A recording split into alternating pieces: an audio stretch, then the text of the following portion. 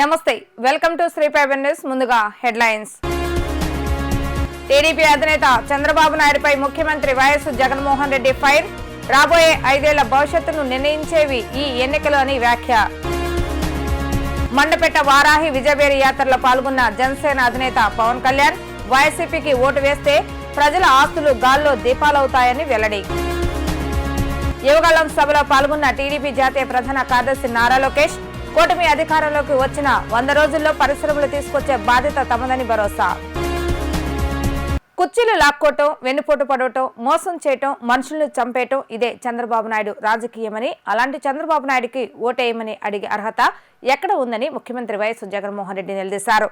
బాబు అనుకుంటే వైఎస్ జగన్ చనిపోడు, జగన్ను ప్రజలే రక్షించుకుంటారు, దేవుడు రక్షించుకుంటాడని పేర్కొన్నారు.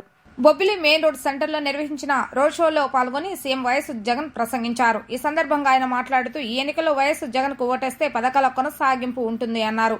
అదే పొరపాటున చంద్రబాబు నాయుడుకు ఓటేస్తే పథకాల ముగింపు మళ్లీ మోసపోవటం ఖాయమని ఆరోపించారు. ఈ ఎన్నికలు ఎమ్మెల్యేలు ఎంపీలను ఎన్నుకునేందుకు వేసే ఓటు కాదు, ఈ ఓటుతో మీ తలరాతులు మారతాయని అన్నారు. రాబోయే 5 ఏళ్ల భవిష్యత్తును నిర్ణయించేవే ఈ ఎన్నికలు, పథకాల కొనసాగింపును నిర్ణయించేవి ఈ ఎన్నికలని ఆయన అన్నారు. ఇదే చంద్రబాబును అడుగుతూ ఇది మీ అందరికీ కూడా చూపిస్తా ఉన్నా. ఇదేమిటో మీ అందరికీ గుర్తుందా?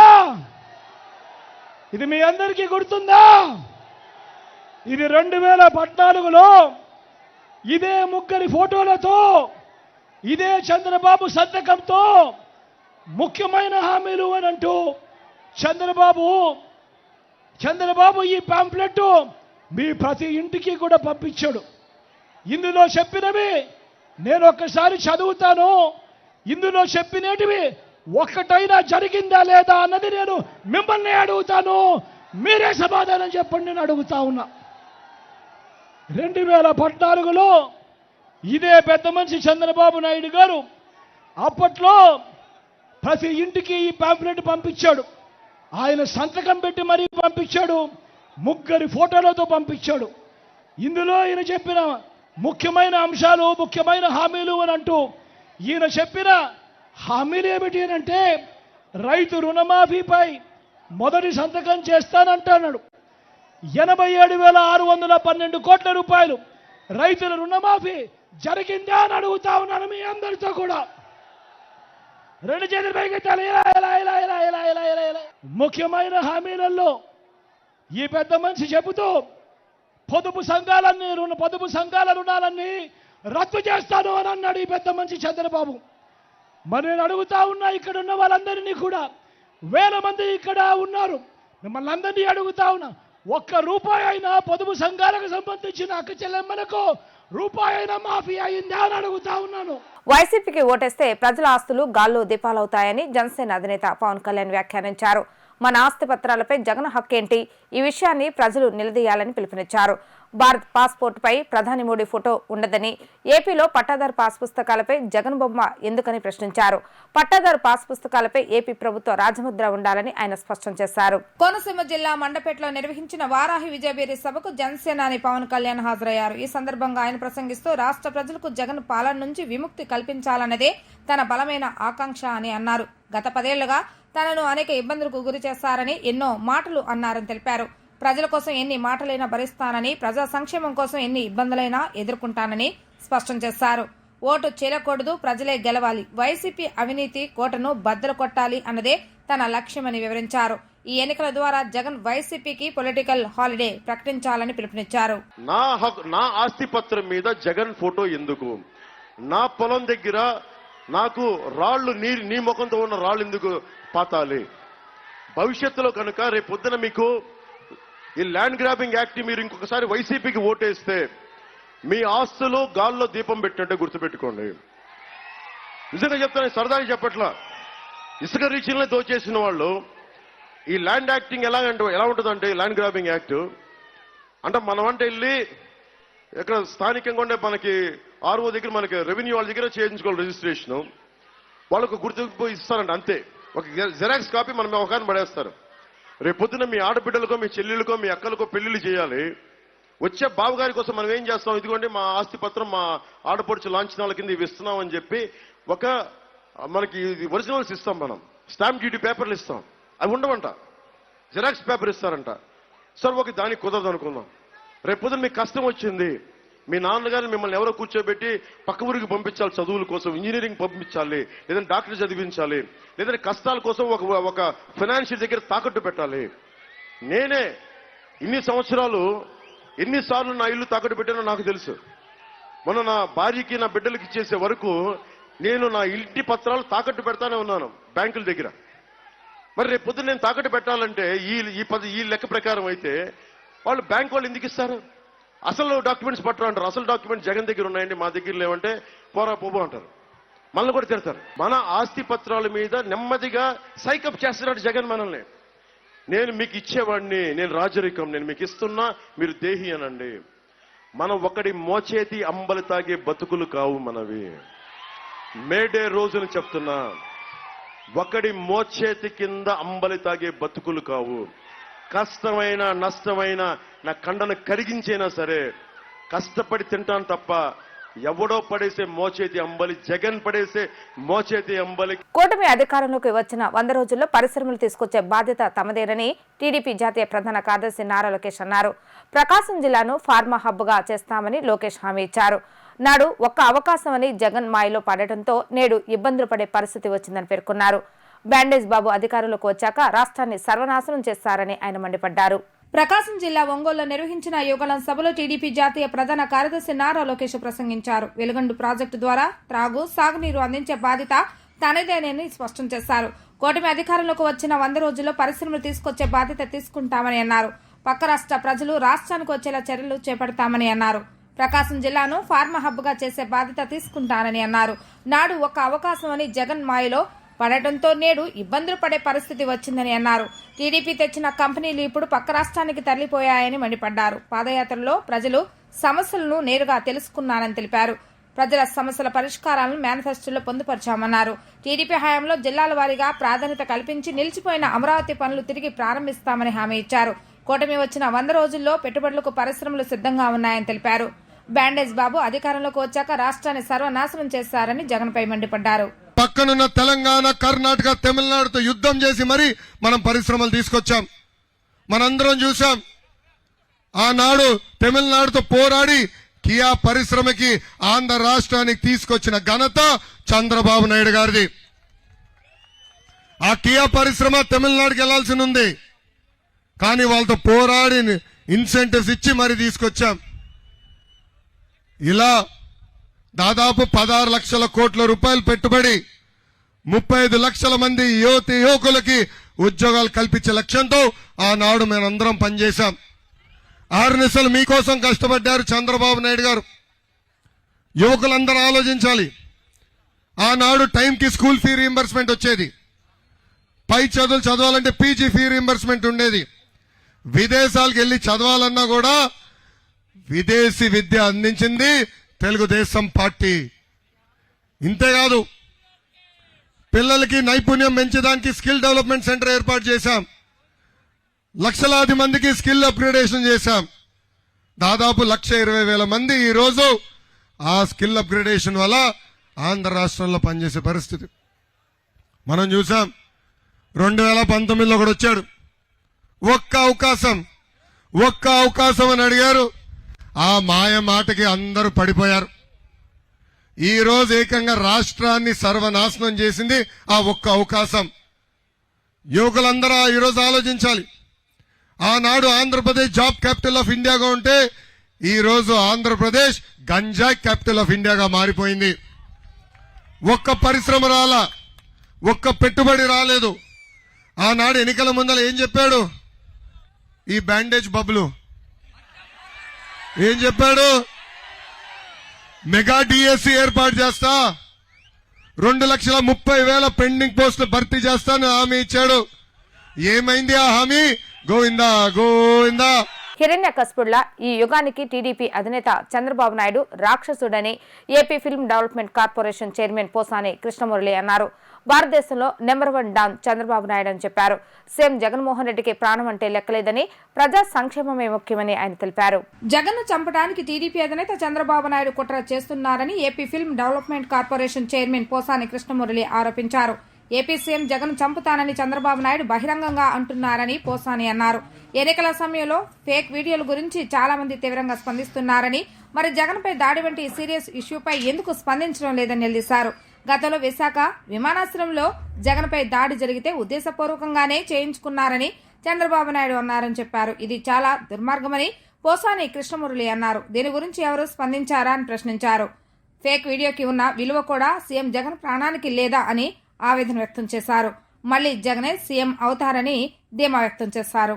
ఎవరికైనా ప్రాణమే కదా, ఆయనకి వెంట్రుకతో సమానం. జగన్మోహన్ రెడ్డి గారికి ప్రాణం. ప్రజలు నా యందు ఉన్నంత కాలం, దేవుడు నా పట్ల ఉన్నంత కాలం నా ప్రాణాన్ని దేవుడే చూసుకుంటాడు, నా జీవితాన్ని నా ప్రజలే చూసుకుంటారు అని ప్రజల మధ్యలో ఇప్పటికి షేక్ హ్యాండ్ ఇస్తూ, ఇప్పుడే అమ్మమ్మల్ని హక్ చేసుకుంటూ, చెల్లెమ్మల్ని హక్ చేసుకుంటూ, మీరుండారు నాకేం బాధ లేదమ్మా, మీరున్నంత కాలం నేను ఉంటాను, కాలం ఉన్నంత కాలం కాకపోయినా 100 ఏళ్ళైన నిమితి మీరు నన్ను బతికించుకుంటారు అనే ధైర్యంతో, గుండె ధైర్యంతో, మొండి ధైర్యంతో, మూర్ఖపు ధైర్యంతో వస్తున్నాడు. కానీ జగన్మోహన్ రెడ్డి గారిని చంపటం డెడ్ ఈజీ. ఈ రోజు డెడ్ ఈజీ చంద్రబాబు నాయుడు గారికి. పాతయన్ని మీరు చూశారు కదా, పాతయన్ని మీరు చూశారు. ఎలా ఎంత ఎంత ఎంతమంది చంపాడో, ఎంతమంది ఎరాడికేట్ చేస్తాడో. ఇప్పుడు మరి ఎవరు కాపాడతారు? మోడీ వాళ్ళు. ఎప్పుడైతే నరేంద్ర మోడీ గారు పబ్లిక్లో నారా చంద్రబాబు నాయుడు గారిని పెద్ద అవినీతిపరుడు అని మళ్ళీ ఆఫ్టర్ ఆల్ 2 ఎంపీల కోసం మళ్ళీ ఇదే చంద్రబాబు నాయుడిని మేరా దోస్త్ మేరా దోస్త్ అని పాట పాడుకుంటూ ఇద్దరు వాటేసుకుని ఇక్కడ ప్రెస్ మీట్ పెట్టారు. What a shame it is. Modi గారు ఇంకా మా జగన్మోహన్ రెడ్డి గారికి మీరు కాపాడతారా సార్? ఎట్లా కాపాడతారు సార్? మీరు ఓ చంకలో మీరు చంద్రబాబును పెట్టుకొని ఎట్లా సార్? అవినీతి పోవడం మీరే అన్నారు. అదేమంటే సింపుల్గా దేవుడు నిన్ను కాపాడుగాక, దేవుడే కాపాడితే అని మీరు ఎందుకు సార్ ప్రధానమంత్రిగా? అది అమిత్ షా హోమ్ మినిస్టర్ ఎందుకు సార్? అంటే దేవుడు వచ్చి కాపాడతారు తప్ప ఇక చంద్రబాబు చేతుల్లోంచి మీ వల్ల కాదనమాట. మీ వల్ల కాదనే మీరు మాట్లాడలేరనే, మీకు చంద్రబాబు నాయుడు అంటే భయం అనే. రానున్న ఎన్నికల్లో కూటమి అభ్యర్థులు ఖచ్చితంగా గెలవబోతున్నారని విజయవాడ పార్లమెంట్ కూటమి ఎంపీ అభ్యర్థి కేశినేని శివనాథ్ తెలిపారు. కూటమి ప్రభుత్వ గెలుపుకు ప్రతి ఒక్కరూ కృషి చేయాలని పిలుపునిచ్చారు.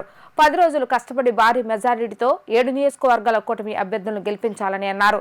తమ అధినేత చంద్రబాబు నాయుడు ఎక్కడ అవమానపడ్డారో, జనసేన అధినేత పవన్ కళ్యాణ్ నువ్వు ఇబ్బంది పడ్డారో అందరికీ బుద్ధి చెప్పే విధంగా ఈ ఎన్నికలు ఉండబోతాయని ఆయన స్పష్టం చేశారు.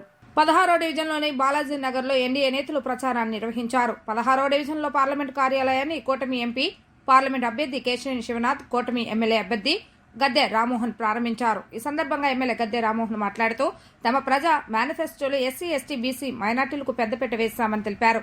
కూటమి ప్రభుత్వం ఏర్పడ్డాక 4000 పెన్షన్ అవాతాతలకు అందజేస్తామని తెలిపారు. వికలాంగులకు 6000 రూపాయల పెన్షన్ అందజేస్తామని స్పష్టం చేశారు. అభివృద్ధి సంక్షేమంతో తమ ప్రజా మేనిఫెస్టో రూపొందించామని అన్నారు. రానున్న రోజుల్లో తూర్పు నియోజకవర్గంలో అత్యధిక మెజారిటీతో గెలిపిస్తానని ధీమా వ్యక్తం చేశారు. విజయవాడ పార్లమెంటు నియోజకవర్గం మొత్తం జనసేన, తెలుగుదేశం, భారతీయ జనతా పార్టీ యొక్క కోఆర్డినేషన్ బ్రహ్మాండంగా ఉంది.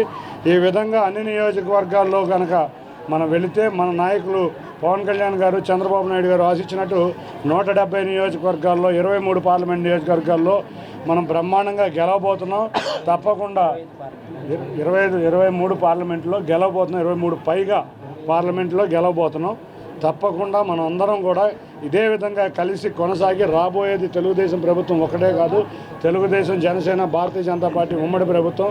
కాబట్టి ఆ ప్రభుత్వంలో అందరూ కూడా భాగస్వాములమే. కాబట్టి వాళ్ళు మనం ఇచ్చే హామీలకి మన అందరం యొక్క భాగస్వాములు.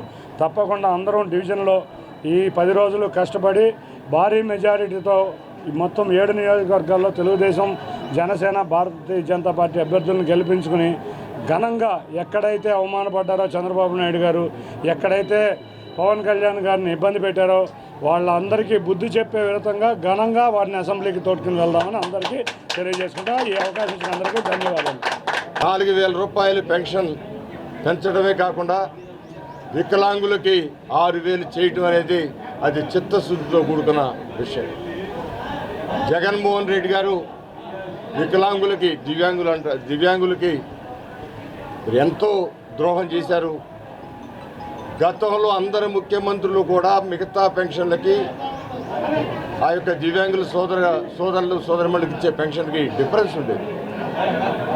అది ఏమాత్రం పెంచకుండా వారితో పాటే సమానంగా ఇచ్చుకుంటూ వచ్చి వారికి అన్యాయం చేయడం జరిగింది. అది గమనించిన నారా చంద్రబాబు నాయుడు గారు గతంలో వాళ్ళకి జరిగిన అన్యాయంతో కూర్చి ఇవాళ 6,000 రూపాయల పెన్షన్ని వాళ్ళకి అనౌన్స్ చేశారు. వారితో పాటు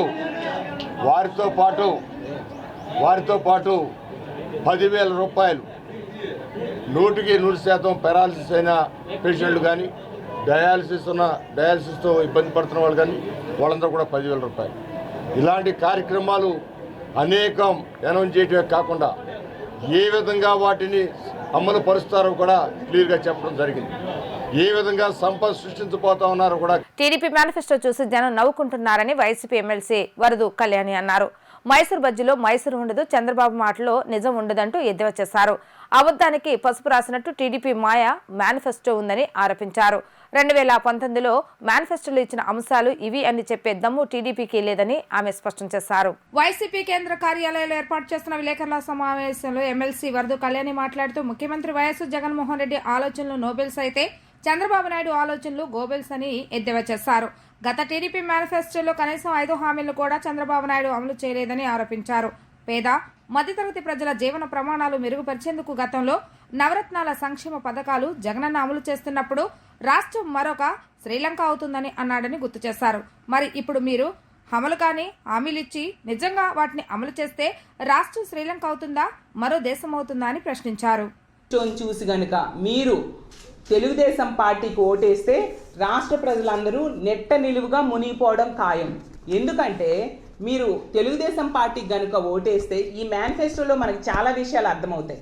మీరు నాడు నేడు ద్వారా పాఠశాలల అభివృద్ధి వద్దు అనుకున్నట్టుగా, అలాగే ఇంగ్లీష్ మీడియం మీరు వద్దు అనుకుంటేనే తెలుగుదేశం పార్టీకి ఓటేయాలి. అలాగే తీసుకుంటే మీరు బైలింగ్వల్ టెక్స్ట్ బుక్స్ వద్దు.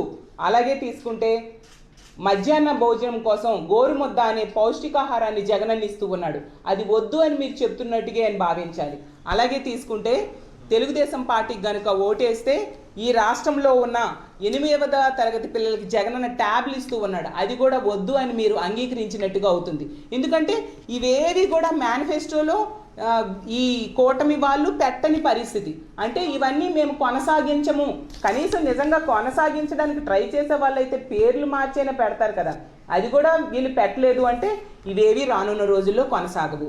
అలాగే ఈ రాష్ట్రంలో ఉన్న బీసీ, ఎస్సీ, ఎస్టీ మైనారిటీలకు మీకు ఒకటే చెప్తూ ఉన్నాను, ఈ వేళకు కనుక ఓటేస్తే ఈ రాష్ట్రంలో 17 మెడికల్ కాలేజీలు మీరు వద్దు అనుకున్నట్టుగా, అలాగే ఈ రాష్ట్రంలో ఉన్న ప్రైవేట్ విద్యా సంస్థలు అయిన నారాయణ లాంటి కాలేజీల దోపిడీకి మీరు అంగీకరించినట్టుగా అవుతుంది. అలాగే ఈ రాష్ట్రంలో నాడు నేడు ద్వారా హాస్పిటల్స్ అభివృద్ధి మీరు వద్దు అనుకున్నట్టుగా అవుతుంది. అలాగే ఈ రాష్ట్రంలో ఇప్పుడు కొనసాగుతూ ఉన్న ఆరోగ్య సురక్షను కూడా మీరు వద్దు అనుకున్నట్టుగా అవుతుంది. ఎందుకంటే అవేవి కూడా ఈ మేనిఫెస్టోలో ఈ చంద్రబాబు నాయుడు గారు, పవన్ కళ్యాణ్ గారు ఏమీ పెట్టలేదు. అంటే వీళ్ళు ఇవేవి కూడా కొనసాగించము అనే విషయాన్ని అంగీకరించినట్టుగా మనకి ఈ మేనిఫెస్టో చూస్తే అర్థమవుతూ ఉంది. అలాగే మోడీ గారితో కలిపి వీళ్ళు కూటమి ఏర్పడ్డారు. ఒక ఉత్తరాంధ్ర మహిళగా నేను అడుగుతూ ఉన్నాను, మా ఉత్తరాంధ్రలో ఉన్న మా స్టీల్ ప్లాంట్, మాకు విశాఖ ఉక్కు ఆంధ్రుల హక్కు, మాకు ఎంతో గర్వకారణం. అలాంటి స్టీల్ ప్లాంట్ ఈరోజు ప్రైవేటీకరణ కోసం మోడీ గారు నోట్ ఇచ్చారు. మరి మీరు మోడీ గారితో చెప్పి ఆ నోటు వెనక్కి తీసుకోవాలి కదా, ఎందుకు ఆ ప్రకటన చేయట్లేదు? అలాగే విభజన హామీ. పవన్ కళ్యాణ్ పై ముద్రగడ్డ చేసిన వ్యాఖ్యలు ఆయన అహంకార ధోరణికి నిదర్శనమని జనసేన పార్టీ రాష్ట్ర ప్రధాన కార్యదర్శి శివశంకర్ మండిపడ్డారు. వ్యక్తిగత ప్రయోజనాలకు ప్రాధాన్యత ఇచ్చే ముద్రగడ్డ మచ్చలేని నాయకుడు పవన్ కళ్యాణ్ పై విమర్శలు చేయటం ఆయన దిగజారుడుతనానికి నిదర్శనమని ధ్వజమెత్తారు. పవన్ కళ్యాణ్ ఎక్కడి నుంచి పోటీ చేయాలో చెప్పడానికి ఆయనెవరు అంటూ ఆగ్రహాన్ని వ్యక్తం చేశారు. పిఠాపురంలో పవన్ కళ్యాణ్ ఓడించడమే తన లక్ష్యం అంటూ ముద్రగడ్డ పద్మనాభం చేసిన వ్యాఖ్యలపై జనసేన పార్టీ రాష్ట్ర ప్రధాన కార్యదర్శి టి శివశంకర్ తీవ్ర స్థాయిలో స్పందించారు. ఈ సందర్భంగా ఆయన మాట్లాడుతూ, కాపు ఉద్యమ నేతగా చెప్పుకుంటున్న ముద్రగడ్డ ఇప్పటి వరకు కాపుల అభ్యున్నతికి ఏం చేశారో చెప్పాలని నిలదీశారు. కాపుల రిజర్వేషన్లు ఎట్టి పరిస్థితుల్లోనూ సాధ్యం కావని తెగేసి చెప్పిన సీఎం జగన్ పంచన చేరిన ముద్రగడ కాపులకు ఏ విధంగా న్యాయం చేస్తారో చెప్పాలని సూటిగా ప్రశ్నించారు. కాపు ఉద్యమ నేతనంటూ సీఎంకు ఊడిగం చేయడానికి కాపులందరూ చిత్కరించుకుంటున్నారని శివశంకర్ నిప్పులు చెరిగారు. పిఠాపురంలో పవన్ కళ్యాణ్ గెలుపును ఏ శక్తి అడ్డుకోలేదని ముద్రగడ తన పేరును పద్మనాభరెడ్డి అని ఇప్పుడే మార్చుకుంటే బాగుంటుందని అన్నారు.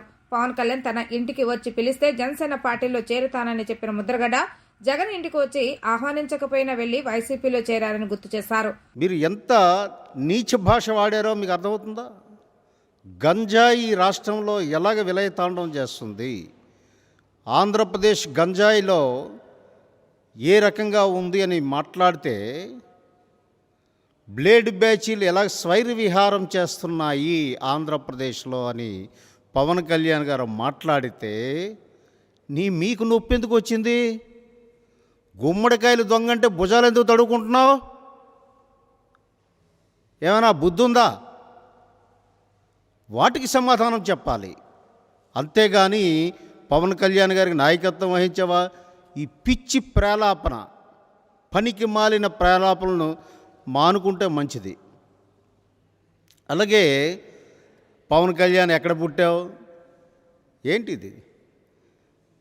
చిన్నపిల్లోడు నయమయ్యా నీకంటే. నువ్వు పెద్ద మంత్రిని చేశాను, ఎంపీని చేశాను, ఎమ్మెల్యేని అన్నిసార్లు చేశాను, బీరవాళ్ళు పడుగుతావు, పెద్ద జమీందారి కొడుకునని చెప్తావు.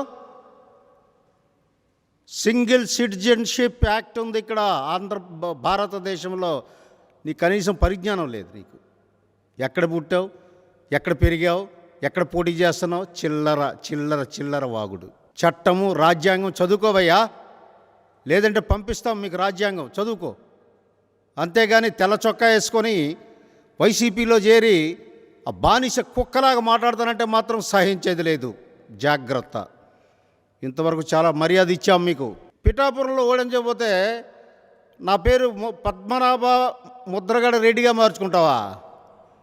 మంచిది, మార్చుకో, ఈరోజే మార్చుకో. ఇక ఈ రోజు నుంచి మిమ్మల్ని ముద్రగడ పద్మనాభరెడ్డి అని పిలుస్తాం. ఎందుకంటే అలా పిలిస్తే నీ తనువు పులకరించిపోతుంది కదా. మీరు అనేక సందర్భాల్లో చెప్పారు, నేను కాపునాడు ఉద్యమాన్ని నడిపించడం వెనక ద్వారపరెడ్డి చంద్రశేఖర్ రెడ్డి నాకు ఆర్థిక సహాయం చేశాడని గొప్పగా చెప్పుకున్నారు. మీకు మొదటి నుంచి కూడా రెడ్ల పాలేరుగా ఉండడం అలవాటైపోయింది. ఆవకాయ పట్టాలన్నా, ఐటీ కంపెనీ నడపాలన్నా మహిళలకే సాధ్యమని హెరిటేజ్ సంస్థ ఎగ్జిక్యూటివ్ డైరెక్టర్ నారా బ్రాహ్మణి వ్యాఖ్యానించారు.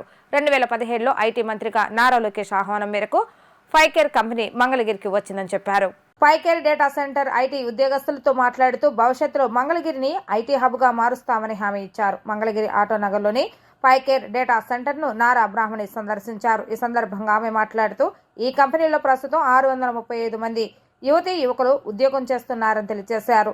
ఒక ఐటీ కంపెనీలో ఇంతమంది మహిళలు పనిచేయడం మొదటిసారిగా చూస్తున్నానని అన్నారు. గడిచిన 5 ఏళ్లుగా రాష్ట్రం నుంచి అనేక కంపెనీలు వెళ్లిపోయాయని, కొత్త కంపెనీల జాడే లేదని ఆమె ఆవేదన వ్యక్తం చేశారు. మన రాష్ట్రంలో ఉద్యోగాలు లేక యువతీ యువకులు వలస వెళ్లే పరిస్థితి వచ్చిందని చెప్పారు. రాష్ట్రంలో మన ప్రభుత్వం అధికారంలోకి రాగానే నిరుద్యోగం అనే మాట వినపడకుండా రాబోయే కాలంలో ఫైకేర్ కంపెనీలో 10,000 మందికి ఉపాధి కల్పించే విధంగా కృషి చేద్దామని హామీ ఇచ్చారు. So many women under one roof in a corporate office in my life. It's amazing. మేము హెరిటేజ్ కంపెనీలో కూడా ఎన్నో మహిళలతో పనిచేస్తామండి, ఎస్పెషలీ ఫార్మర్స్. కానీ వాళ్ళు అనేక గ్రామాల్లో ఉంటారు కాబట్టి ఇంతమందిని ఒకే ఆఫీస్లో చూడటం నాకు first time. It's a fantastic experience and it's really amazing to hear about how Ficare's operation started in Mangalgiri. Ikkada sir annattu there was nothing. There was no development, there were no roads, there was no infrastructure, there was no IT park, nothing at all. At that point in time, Lokesh Garu was very passionate about bringing companies, and more specifically technology companies. I'll tell you why technology companies were very important for his vision. It is because technology companies offer a fantastic opportunity for everyone, including women in specific. Nenu engineer, and I also know the benefit of technical education. It really puts the foot in the door it offers a very secure environment in which women can work. Many can work from home also. I had met with some women who are working with HCL now, and they said that it's great that they can work from home, you know, after their kids, after they've had kids, etc. So I'm really happy to see all of you, and let's remember where technical education for women started first. We all know that Chandrababu Naidu Garu was the first in the country to introduce reservation for women in professional education in general. It could be the medical field, or it could be the engineering field. Telugu రాష్ట్రాల్లో ఎండలు దంచి కొడుతున్నాయి. ఎండవేడికి జనాలు ఉక్కిరిబిక్కిరి అవుతున్నారు. April నెల నుంచి కొన్ని జిల్లాల్లో 40 నుంచి 45 డిగ్రీల ఉష్ణోగ్రత నమోదైంది. తీవ్రమైన ఎండలకు తోడు వడగాల్పులు వీస్తున్నాయి. రాబోయే రోజులు ఎండలు మరింత పెరిగే అవకాశం ఉంటుందని వాతావరణ కేంద్రం హెచ్చరిస్తుంది. ఏపీలో భానుడి ప్రతాపం రోజు రోజుకు పెరిగిపోతుంది. ఎండలు మండిపోతున్నాయి. రాష్ట్ర వ్యాప్తంగా వడగాలు కొనసాగుతున్నాయి. అధిక ఉష్ణోగ్రతలు వడగాల్పులతో జనం అల్లాడిపోతున్నారు. ఇవాళ 58 మండలాల్లో తీవ్ర వడగాల్పులు, 148 మండలాల్లో తీవ్ర వడగాల్పులు వీచే అవకాశం ఉందని వాతావరణ శాఖ హెచ్చరించింది.